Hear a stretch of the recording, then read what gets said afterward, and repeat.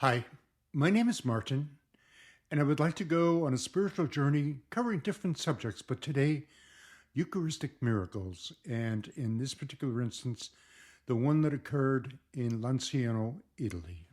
I really wasn't aware of the extent of Eucharistic miracles until early in 2023. A couple came to our local church hall with a panel presentation on an exhibition that was developed by a young Italian teenager by the name of Carlo Acutis. Carlo was born in London. His parents moved to Milan. He basically was just an ordinary young guy, teenager. I think when he received his first Holy Communion, though, it had a tremendous impact on him, bringing him closer to God. He would take time either before Mass or after Mass and just be close to the tabernacle. One of his favorite saints was St. Francis of Assisi. While he was a teenager at school, he helped defend disabled students from bullies. I think we all know what that's like as they are rampage, probably in every school around the world. After school, he volunteered his time with the homeless and destitute. So he really was a committed guy and a very moral person. But he spent 4 years creating a website cataloging every reported Eucharistic miracle around the world. He also, just as a regular teenager, enjoyed films. He enjoyed video games, soccer, and all around just a regular teenager. The term miracle, as you would very much know, is essentially the suspension of what may be the norm, such as gravity or perhaps an inexplainable change. The term Eucharist refers to the body and blood of Christ that is celebrated in many Christian denominations. In the early times, in the first couple of centuries, it was called the breaking of the bread, and then later became associated as the Eucharist. When I think of the Eucharist, I know that it was derived from the Greek word Eucharistia, and the term will always be a reminder for me of I don't know if you remember from the movie The Girl's Father in the 2002 movie My Big Fat Greek Wedding. The father had a comic role there, but it associated all words, as many that he could find, as obviously derived from the Greek word this or the Greek word that. The panel presentation, getting back to that, was a real eye-opener for me.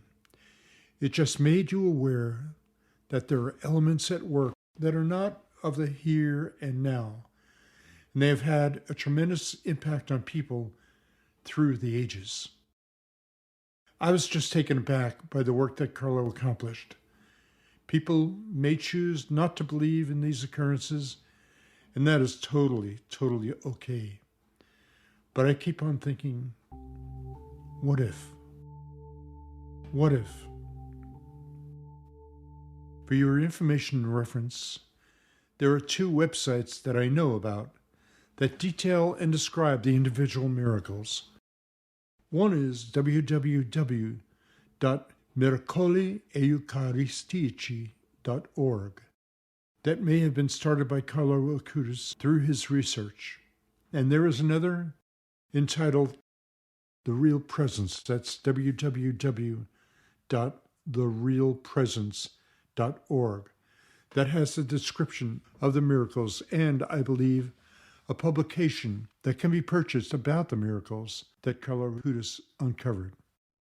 With that as a background, if you're willing, let us go on a journey and describe some of the miracles at different locations in the world. Starting with Lanciano, Italy. Somewhat have a strong feeling about that because I was actually able to be there in the year 2022. This miracle occurred in 750 AD. It's hard to believe, but almost 1,500 years ago. And it happened at a church of St. Francis. a priest who was celebrating Mass, had concerns about the presence of our Lord in the consecrated host. One day, when he was saying Mass at the consecration itself, he saw that the host turned into flesh and the wine into blood. All those in attendance actually saw the transformation. To this day, the flesh and blood are visible in a monstrance that is a container for the host in the town of Lanciano. Many, many, many years later, in 1970, the Archbishop of Lanciano requested a doctor who was a director of a hospital at Lanciano, Italy, and a professor in many categories, a professor of anatomy, chemistry, and microscopy, to perform a scientific analysis of the host. His findings were this: the flesh in the host was real flesh from the middle of a heart of a human being. The blood is truly human blood with an AB blood type. His report developed intense interest from the World Health Organization, and the WHO appointed a scientific commission to corroborate the doctor's findings. That took over a year of study and hundreds of tests. The final reports indicated that, in this particular case, science has its limits, and they ultimately had no explanation for the occurrence. I believe at a later date, Dr. Lanoli was brought in to examine another Eucharistic miracle. So, just a short farewell. We'd like to cover other events such as this in the future, but I want to thank you very much for taking the time today. Farewell.